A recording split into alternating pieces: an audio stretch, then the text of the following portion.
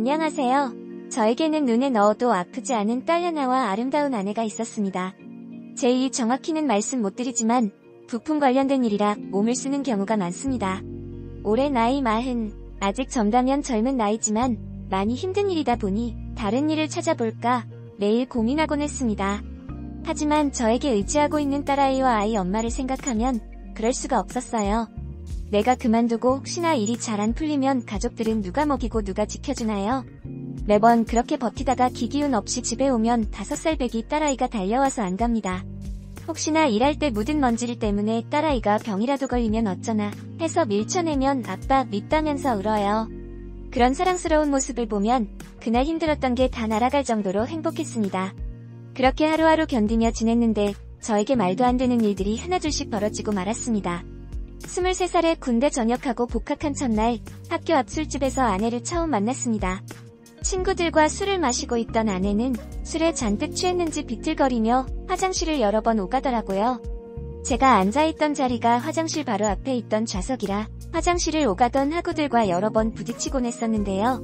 술에 취한 아내 또한 제 자리를 지나가면서 저랑 부딪혔습니다. 아내는 부딪히고 나서는 깜짝 놀랐는지 눈이 동그래져서는 죄송합니다.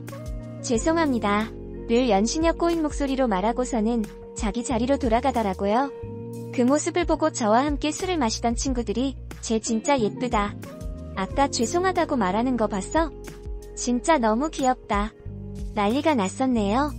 저 또한 같은 생각이었어요. 한눈에 반했다라는 말이 진짜구나 그때 알았어요. 아직도 그날이 생생하게 기억납니다. 긴 생머리를 작은 붉은 리본으로 묶고 위에는 무지갯빛 니트를 아래는 청치마를 입고 있었어요. 그 후로 종종 캠퍼스를 걷다가 아내와 마주치진 않을까 해서 수업도 없는 날에도 학교 캠퍼스를 걸었는데 단 한 번도 마주치질 못했어요. 그래서 아내를 처음 봤던 술집을 매일 같이 드나들기 시작했었죠. 결국 아내를 다시 그 술집에서 만나게 됐는데 아내가 저를 보자마자 안녕하세요? 하면서 방긋 웃는 겁니다. 저를 기억하고 있었던 거예요. 그렇게 몇 주 기다리다가 이 사람 아니면 안 될 것 같아서 고백했습니다. 다행히 웃으며 받아주더군요. 세상 다 얻은 게 마냥 행복해했던 것 같습니다. 아내 말로는 한 번도 남자친구 만나본 적이 없다고 하더라고요. 그런데 사실 그 말을 그때도 지금도 믿지 못합니다. 제가 사귀자고 한 날 함께 술을 마셨는데 짤라가 돼서는 저한테 먼저 모텔을 가리키며 저기서 쉬었다. 가자 라고 했었거든요. 이게 남자를 한 번도 만나보지 않은 여자가 쉽게 꺼낼 수 있는 말이 아니잖아요. 잠자리에서도 아내는 정말이지 능숙했습니다.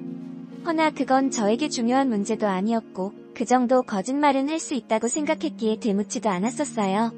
그렇게 저희는 꽤나 오랫동안 연애 후 결혼했습니다. 결혼 후 한참이 지났는데도 아이가 생기지 않았어요. 결국 저희는 유명한 불임 병원에 가서 진료를 받았는데요. 제가 기형정자가 많아서 자연 임신이 어렵다고 하더라고요. 결국 시험관 시술을 받아 아이를 가질 수 있었는데 그때 아내와 제가 했던 맘고생이 정말이지 장난이 아니었습니다. 결혼 후 한참 뒤에 생긴 터라 우리에게 우리 딸은 너무나 소중했고 감사한 존재였습니다. 제 앞날에 행복만 남은 것처럼 하루하루 기뻤습니다. 아이가 생기고 얼마 뒤 와이프는 제 제안대로 하던 일을 그만뒀습니다. 아이 잘 키우는 것만 해줘도 나는 괜찮다. 내가 먹여 살릴 테니 좀 쉬다가 아이가 크면 일을 다시 시작하는지 하라고 했거든요. 아내도 흔쾌히 수락하더라고요. 막상 외벌이를 시작하니 돈이 확실히 빠듯하더라고요. 아내에게 들어가는 돈이 생각보다 많았습니다. 한 달간 열심히 번 돈이 마법처럼 없어졌어요. 제가 돈 때문에 아내와 문제가 있었던 거 아니냐고요? 결코 돈 때문이 아니었습니다. 물론 아내가 일을 했다면 여유가 더 있었겠지라는 생각을 한 번도 안 해본 건 아니었지만 제가 권유한 거였기에 제가 책임져야 하는 거라 생각했고 정말이지 괜찮았습니다. 제가 정말 후회하는 이유는 따로 있었습니다. 아이를 낳고 아이가 돌쯤 돼가자 어느 날부턴가 아내가 게임을 시작하더라고요. 저도 학생 때는 게임을 자주 하던 편이었기에 처음에는 딱히 부정적으로 생각하지는 않았습니다. 집에서 혼자 아이를 돌보고 하니 많이 심심해서 그런가 보다 하고 크게 터치도 안 했습니다. 연애할 적에 가끔 PC방 데이트를 했었는데요. 제가 하는 게임 몇 번 해보고서는 난 남자들이 이해가 안 돼. 이런 게임 뭐가 재미있다고들 하지? 라고 말하던 여자였어요. 그런데 그런 아내가 날이 갈수록 참기 힘들 정도로 게임 중독이 심해졌습니다. 처음에는 제가 저녁에 퇴근하고 들어오면 오늘 많이 힘들었지 하며 옷도 받아주고 밥도 차려놓고 하던 천사 같던 아내였어요. 그런데 어느 날부턴가는 저녁에 퇴근하고 오면 왔어 하고는 생 컴퓨터가 있는 방으로 들어가 버리더군요. 그래서 참다 못해 당신 너무하는 거 아니야? 지금 대체 뭐 하는 거야? 라고 하니까 게임에서 급하게 해야 될 게 있어서 그래. 당신도 게임해봐서 알잖아. 밥은 오늘은 시켜서 먹어. 라고 하더군요. 뭐 아내가 밥 해주는 하인도 아니고 밥 시켜서 혼자 먹을 수 있습니다. 그런데 쳐다보지도 않고 게임을 하면서 방해하지 말라는 톤으로 말하는 아내를 보니 억하심정이 들더군요. 여기가 끝이 아니었습니다. 제가 퇴근하면 8시쯤이라 보통 딸 저녁은 먼저 해서 먹이던 아내인데 어느 날 퇴근하고 왔더니 컴퓨터가 있는 방문은 닫혀있고 안에서 뭘 하는지 시끄럽게 떠들고 있더라고요. 딸은 거실에서 TV를 보고 있었는데 제가 오니까 아빠 나 배고파 하더이다. 그래서 엄마가 밥 안 줬어? 물어봤는데 엄마가 방 안에 들어오지 말고 조용히 TV 보고 있으라고 했답니다. 그 말을 듣자마자 그동안 참고 있던 게 화산 폭발하듯이 터지더군요. 그래서 방문을 열고 들어가려는데 방문이 잠겨 있었습니다. 문을 두드리면서 문은 왜 잠궈놨어? 라고 소리를 질렀어요. 그 소리를 듣고는 아내가 나와서 한다는 말이요. 방문이 왜 잠겨있지? 였습니다. 어이가 없고 뭔 소리인가 싶었지만 일단 딸밥 안 챙겨준 것부터 말했습니다. 저도 화가 나 있는 상황이라 좋게는 말 못했어요. 미친 거 아니냐 게임한다고 애 밥도 안 챙겨주냐라고 말하니까 시간이 이렇게 지난 줄 몰랐어. 그리고 내가 매일 그런 것도 아니고 오늘 하루 그랬는데 미친 거 아니냐니? 당신이야말로 미친 거 아니야? 사람을 무시해도 정도가 있지. 말을 왜 그딴 식으로 해? 라고 합니다. 애는 왜 방에 못 들어오게 했는지 궁금해서 물어봤더니 얘가 나 게임하는데 자꾸 들어와서 놀자고 귀찮게 하잖아. 그래서 그랬어 라고 했어요. 이게 애 키우는 엄마가 할 소리입니까? 게임하는 건 좋은데 애를 먼저 케어하고 해야 하는 게 아닌가요? 너무 화가 나서 윽박을 질렀더니 와 당신 지금 돈 벌어 온다고 유세 떠는 거야? 요즘 시대가 어떤 시대인데 가정주부를 우습게 봐. 가정주부도 직업이야. 내가 다른 집 가서 이만큼 일하면 당신보다 더 잘 벌 수 있어. 이렇게 오히려 적반하장식으로 나오더라고요. 그 모습을 보니 화가 나는 것을 넘어서 어이가 없어 말문이 막히더군요. 정말 우리 딸, 내 아내에게 좋은 아빠 좋은 남편이 돼야겠다. 다짐하며 참고 참으며 일했는데 제가 너무 큰 거를 아내한테 바란 것일까요? 평소 아내가 토라지면 항상 달래주고 했지만 그때만큼은 그럴 마음이 없었습니다. 사실 그때 달래고 대화로 풀었다면 저희 아버지와 그런 큰일까지 벌이진 않았을지도 모르겠습니다만 제 스스로 일도 너무 피곤하고 이미 한번 크게 실망을 해서인지 그럴 마음이 안 생기더라고요. 다행히 아내는 그 이후 아이 밥은 꼭 챙겨주는 듯 했어요. 제가 퇴근하고 왔을 때는 밥을 차려주거나 배달 음식을 시켜주고는 게임을 하러 방으로 바로 들어갔고요. 가끔 TV 보면 부부인데 대화 안 하는 부부들 있잖아요. 보면서 사랑해서 결혼한 부부가 어떻게 저렇게 되지? 했었는데 저희가 그랬습니다. 그런데 그렇게 지내다 보면 또 익숙해지더라고요. 서로 대화 없이 지내다가 따로 자고 각자 할 일 하면서 지냈습니다. 그저 하루에 유일하게 대화하는 거라곤 팔에 관한 이야기뿐이었죠. 다른 얘기는 거의 안 했습니다. 그렇게 얼마나 지냈는지 저도 정확히 세어보지 않아서 모르겠네요. 그런데 어느 날부턴가 집에서 게임만 하던 아내가 외출을 하기 시작하더라고요. 친구가 결혼을 해서 오랜만에 친구를 만나서 하룻밤 자고 온다는 등, 지인이 커피 한잔 하자고 해서 나갔다 온다는 등, 친정에서 며칠 혼자 쉬고 온다는 등 이유는 다양했습니다. 처음엔 차라리 밖에서 사람들 만나서 놀다 보면 스트레스도 풀리고 괜찮아지지 않을까 생각했습니다. 게임만 하면서 방구석에 처박혀 있는 것보단 현실 세계 사람들과 어울리는 게 100배 낫다 생각했어요. 그래서 의심 없이 다녀오라고 했습니다. 처음에는 한 달에 한두 번 정도 외출하더니 어느 날부턴 외박까지 하고 왔습니다. 저희 부모님 댁이 다행히 차로 10분 정도 거리라 아내가 외박하는 날에는 제가 퇴근할 때까지 저희 부모님이 우리 딸을 봐주시곤 했었어요. 언제는 2박 3일이나 여행을 갔다 온다길래 그래도 3일은 너무 심한 것 같아서 애 두고 3일이나 집 나가면 되냐고 따지니 아내가 애 보는 앞에서 눈을 희번덕하게 뜨고 소리를 지르더군요. 남들은 남편이 신용카드 쥐어주면서 고급 호텔에서 일주일씩 쉬고 오라고 한대. 당신은 그 정도 능력도 안 되고 그럴 생각도 없잖아. 돈도 많이 쓰는 것도 아니고 국내 저렴한 리조트에서 친구들끼리 2박 3일 놀러 갔다 오는 게 그렇게 잘못된 일이야. 그리고 애 엄마는 집에만 있어야 돼? 당신 정말 숨 막히게 한다. 나 정말 이러다가 미칠 것 같아. 아내가 하는 말에 더 이상 대꾸할 것도 피곤해서 저는 그냥 알아서 하라고 했어요. 안녕하세요. 저에게는 눈에 넣어도 아프지. 지칠 대로 지친 상황에서 아내랑 싸우기가 싫어서 비겁하게 회피를 했네요. 제가 아내를 여자 아닌 그저 제 아이의 엄마로 생각해서였을까요? 제 딸 아이의 엄마니까 일말의 의심도 안 해서였을까요? 3일 동안 외출하고 얼마 되지 않아 또 3일 정도 놀다 온다더군요. 그래서 이번엔 어디 가는데? 물어보니 친정에 다녀온답니다. 그래서 일단 알았다고 하고는 아내가 외출한 날 저녁에 아내 친정에 전화를 했습니다. 아내는 잘 도착했냐 물었더니 잘 도착했냐고? 누가? 라고 하시더라고요. 저희 와이프가 아까 장모님 댁 간다고 하고 나갔는데 도착 안 했어요? 라고 되물으니 잘 도착했지. 내가 늙어서 말귀가 잘 안 틀리네?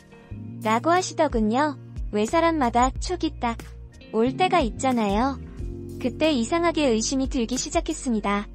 또 왠지 평소면 이것저것 모르실 장모님이 전화를 빨리 끊으시려는 같아 그분이 찝찝하더라고요. 그래서 주말이고 하니 다음날 점심시간에 맞춰서 미리 연락 없이 내려갔습니다. 출발하면서 와이프에게 전화를 걸었어요. 3번이나 걸었는데도 전화를 받지 않더라고요. 장모님 댁에 다 와갈 때쯤 장모님께 전화를 걸었습니다. 장모님 얼굴 뵙고 싶어서 내려가려고 하는데 어디세요? 장서방. 나야 집이지. 와이프는 잘 있죠? 당연히 잘 있지. 와이프 좀 바꿔주실 수 있으세요? 와이프가 전화를 안 받아서요. 우리 수정이 지금 자고 있어. 육아에 그간 많이 지쳤는지 오자마자 자서는 밥 먹을 때 빼고는 깨질 않네. 그래요? 사실 저 장모님 댁 바로 앞이에요. 아내 깨지 않게 제가 초인종 대신현관 앞에 가서 전화 드릴 테니 문 좀 열어주세요. 제가 이렇게 말하니까 장모님이 갑자기 당황하신 듯 우리 집 앞이라고? 아이고, 내 정신 좀 봐라. 수정이 지금 어디 나갔다. 집에 없어라고 하시는 겁니다. 그 말을 들으니까 제 마음속 의심이 걷잡을 수 없이 산불처럼 번지기 시작했어요. 저는 진정하고 장모님께 물었습니다. 어디 간다고 했나요? 나는 모르지. 자고 있는 줄 알았는데 방금 방문을 살짝 열어보니까 없네. 저는 다시 아내한테 전화를 걸었습니다. 전화를 안 받더라고요. 또 걸고 아마 수십 통은 걸었을 겁니다. 일단 장모님 집에 가서 인사드리고 점심 먹으면서 솔직히 말씀해주시라고 하면서 다시 물었습니다. 어디를 간 거냐 물어보니 장모님도 정말 모르신다고 하시더군요. 사실 어제 저녁에 와서 잠깐 어딜 다녀온다고 하고는 나갔다네요. 밥을 먹고 아내 방에 들어갔는데 마치 몇 달 동안 아무도 쓴 사람이 없던 것처럼 이불은 다 정리되어 있었고 그 위에 먼지가 쌓여 있더라고요. 누가 봐도 어제 여기서 누가 잤다고 생각할 수 없는 상태였습니다. 무엇보다 아내가 항상 외출할 때 들고 나가는 작은 캐리어 가방이 없었어요. 분명 전날 본인 친정에서 잔다고 속옷이랑 이것저것 챙겨가는 걸 제가 봤는데 없더라고요.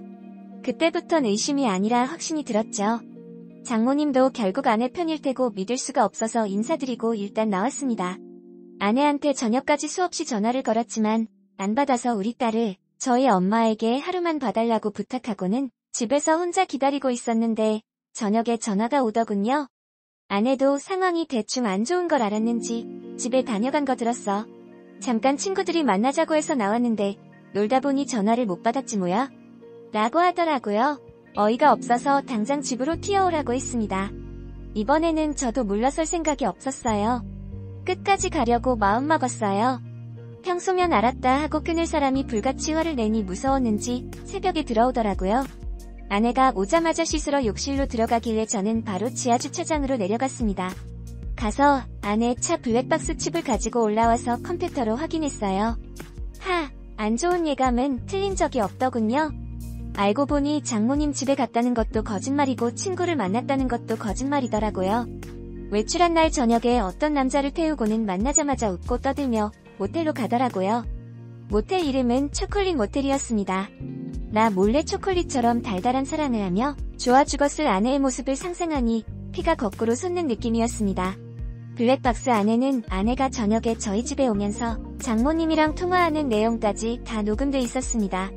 엄마, 우리 남편한테 전화 오면 무조건 나 집에 온 게 맞다고 말해줘, 알았지? 이번에 들면 나 진짜 끝장이야. 아내는 샤워하고 나와서 제가 블랙박스 영상을 보고 있는 걸 눈치채고는 뭐야, 당신 그게 사생활 침해야 라고 말하며 필사적으로 못 보게 하려 했어요. 저는 아내 몸을 억지로 잡아 끌어 내동댕이 쳤습니다. 그날 정말 미친놈 마냥 아니지 진짜 미쳐서 바닥에 내동댕이 쳐진 아내에게 다가가 머리채를 잡고 미친듯이 흔들었어요. 그리고는 머리채를 잡고 일으켜서 컴퓨터 화면 가리키면서 너 이거 봐봐. 누구야? 도대체 언제부터 이런 짓거리 하고 다녔어? 이 사람 맞아? 부터 시작해서 온갖 욕설을 퍼부었습니다. 정말 너무 화가 나니까 제가 어떻게 했었는지 어떤 말을 했었는지 기억도 잘 안 나네요. 정신 차려보니 아내는 울고불고 잘못했다고 빌고 있었어요. 아내 말론 그날 처음 만난 사람이랍니다. 여러분이면 그 말을 믿을 수 있나요? 처음 만난 남자랑 만나자마자 모텔에 가서 3일 동안 자려고 했다. 그게 사실이라고 칩시다. 그거야말로 진짜 미친 거 아닙니까? 그래서 울지 말고 솔직하게 말해. 어차피 내가 그놈 얼굴도 봤고 상간남으로 고소하면 어차피 다 알게 돼 있어. 나중에 거짓말인 거 들키면 나 더더 용서 못하니까 솔직하게 지금 다 말해. 라고 하니 솔직하게 말하기 시작하더군요. 알겠어. 이왕 이렇게 된 게 솔직하게 말할게. 처음 외출할 때부터 친구들이 아니라 그 사람 만나러 간 거 맞아. 어디서 알게 된 스키야? 게임에서 만났어. 집에 혼자 있다 보니 너무 외로워서 그랬어. 그게 자식 있는 엄마가 할 소리야? 자식 있는 엄마는 여자 아니야. 딱 하루 우리 딸 밥 안 차려줬다는 이유로 당신이 나한테 했던 행동 기억한다. 우리 딸 아빠 없는 아이 만들고 싶지 않아서 이혼만은 안 하고 싶었지만 나도 여자인지라 사랑받고 싶었어. 그래서 만났어. 당신이 나를 집구석 노예로만 생각하고 무시해서 그랬어. 이렇게 아내는 할 말 못할 말 꾸역꾸역 다 하더라고요. 얘기를 듣고는 상간남은 네가 유부녀인 거 알고 있느냐 물어보니 모른답니다. 상간남이랑도 얘기해야 하니 바로 아내 폰으로 그놈에게 전화했습니다. 아직도 기억납니다. 응 자기야 하면서 어떤 남자가 봤는데 소름이 돋더라고요. 제가 한동안 말을 안 하니 여보세요? 우리 자기 왜 말 안 해? 무슨 일 있어? 그러길래 나 김수정 씨 남편 되는 사람인데 잠깐 통화 좀 하자고 했습니다. 아내가 울면서 하지 말라고 폰을 가져가려고 하길래 밖으로 나와서 통화했습니다. 몇 살이냐 물으니 24살이랍니다. 참, 24살이래요. 38살 아줌마가 시퍼렇게 어린 남자애랑 모텔에서 그 짓거리를 하고 다녔던 거였습니다. 어떻게 만났냐 하니 주변 이성 친구를 찾아주는 모바일 어플에서 만났다고 하더군요. 너 우리 아내가 몇 살인 줄은 알아? 물어보니 28살이라고 했다네요. 뭐, 28? 김수정 그 아줌마 내년에 40이야. 부록 하고 말하니 한동안 말이 없더라고요. 아주 그 상간남한테 말했던 게 모두 거짓말뿐이더군요. 자기기는 남자를 사귀어 본 적이 없다.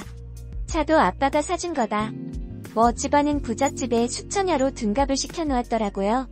그놈에게 사실을 다 말해주고 나한테 하고 싶은 말 없냐고 물어보니 죄송합니다만 수십 번 반복하더이다.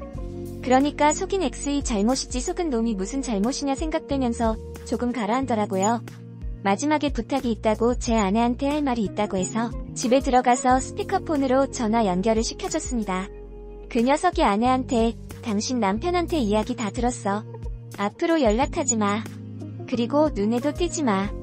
가만 안 둘 테니까 소름 끼쳐라고 말하자 아내는 그냥 훌쩍대기만 했습니다. 그런 제 아내 모습에 정남이가 뚝 떨어지더군요. 그렇게 모든 상황이 정리되고 당연히 이혼해야 하나 싶었지만 딸아이를 생각하니 그럴 수가 없었습니다. 집 안에 있는 컴퓨터는 버릴 순 없어서 제 방으로 가지고 와서 비밀번호를 걸어서 저 아니면 아무도 못 켜게 했습니다. 그리고 집에는 아내 몰래 애완동물용 감시 카메라를 설치했어요. 다른 분들이 보실 때 저렇게까지 해야 하나 싶으시겠지만 다른 방도가 없었습니다. 출근해서도 불안한 제 마음을 떨쳐낼 수가 없었거든요. 확인을 해야만 안정이 됐습니다. 그 후에 아내는 알아서 충실하게 외출이나 외박 없이 아이 육아에만 신경 쓰며 지냈습니다. 그렇게 한 2달 정도 지나니까 그래도 부부라고 다시 대화도 하고 했어요. 그냥 가슴에 묻고 살아가려고 다짐했고요. 관계가 좋아지니 내가 좀 더 잘했으면 이런 일이 없었겠구나 하는 생각도 들었어요. 근데 왜 불행은 끝이 없나요? 아내가 퇴근하고 오니 울고 있길래 왜 우냐 물어보니 자기가 어떤 말을 하든지 화내지 말고 들어달랍니다. 2달이 넘도록 생리를 안 하고 몸도 이상하길래 임신 테스트를 했는데 2줄이더랍니다. 그래서 산부인과를 갔는데 임신이 맞다고 했대요. 저 몰래 애를 지우려고 했는데 남자랑 같이 안 오면 못 지운다고 해서 전에 그 녀석한테 전화를 해보고 했대요. 그런데 차단이 돼 있어서 전화가 안 된다고 하더군요. 아내가 바람핀 걸 확인했을 때조차 눈물 한 방울 흘리지 않았던 저인데 다른 남자의 아이를 가졌다는 말을 듣자마자 눈물이 왈칵 쏟아지더라고요. 저희가 다시 관계를 가지게 된 몇 주 안 된 일이고 또 제가 기형정자고 해서 다른 남자의 아이인 건 확실했습니다. 일단 일이야 어쨌든 급한 불은 꺼야 해서 중절 수술 가능하다고 한 병원에 가서 수술을 받았어요. 그날 이후로 그나마 남아있던 사랑조차 없어진 것처럼 아내를 보면 아무런 감정이 들지를 않더군요. 그저 집에서 딸아이나 봐주는 파출부 같은 느낌이었어요. 아니, 그냥 인간으로도 보이지 않았습니다. 정말 이혼하고 싶다라는 생각을 하루에 몇 번씩 하게 됐어요. 그저 지나간 모든 날이 한없이 후회되고 앞으로의 미래도 그저 절망뿐인 것 같아 너무 괴로웠습니다. 그런데 아내 또한 본인 딴에는 고통스럽고 힘들었나 봅니다. 중절 수술 이후 극심한 우울증에 걸린 듯 딸아이 앞에서도 전혀 웃지를 않고 밥을 먹다가도 울고 잠을 자다가도 흐느면서 울더라고요. 심지어 5살 된 딸 아이 앞에서 못하는 말들이 없었습니다. 딸 아이에게 유리는 동생 갖고 싶어? 라고 묻길래 무슨 말을 하려는 건가 지켜봤더니 유리 동생 뱃속에 있었는데 이제 없정하고 하는 겁니다. 당신 애한테 지금 무슨 소리를 하는 거야? 라고 제가 놀라서 따져 물으니까 맞잖아. 당신이랑 내가 가서 이 안에 있는 유리 동생 없앴잖아 라고 했어요. 우리 딸 아이가 그 말이 무슨 말이냐? 저에게 여러 번 묻는데 진짜 해줄 말이 없더라고요. 그냥 아니다고 엄마가 장난한 거라고 대답해줬네요.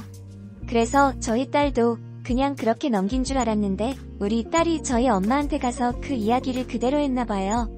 저희 엄마가 전화하셔서는 너네 둘째 가졌다가 지웠다며? 라고 물어보시는 겁니다. 그때 옆에 저희 와이프가 있었는데 이 여자가 미쳤는지 갑자기 제 전화를 뺏어봤더니만 네 어머니 유리 동생 지운 거 맞아요. 그런데 저희 아이 아니고요. 제 아이예요. 이렇게 말을 하는 겁니다. 저희 엄마 처음에는 무슨 말인가 하다가 눈치를 채셨는지 다음날 저한테 전화를 하셔서는 혹시 네 와이프가 바람펴서 애를 가진 거였냐고 물어보시더라고요. 어머니도 제가 자연임신이 불가능한 몸인 걸 아시는 터였으니까요. 제가 아니다고 했지만 저희 엄마는 이미 확신한 상태셨어요. 바로 그날 저희 집에 오셔서는 저희 와이프에게 호통을 치셨습니다. 저희 와이프는 너 딴 놈에 가졌던 거 맞지? 라는 저희 엄마의 말에 당당하게 네 맞아요. 저 사람 정작 기형인데 어떻게 제가 가졌겠어요? 라고 맞받아 쳤습니다. 저희 엄마는 당장 이혼하라고 저에게 여러 번 말씀하시곤 비틀비틀하며 집으로 돌아가셨네요. 그리고 밤에 저에게 문자로 너네 이혼해라.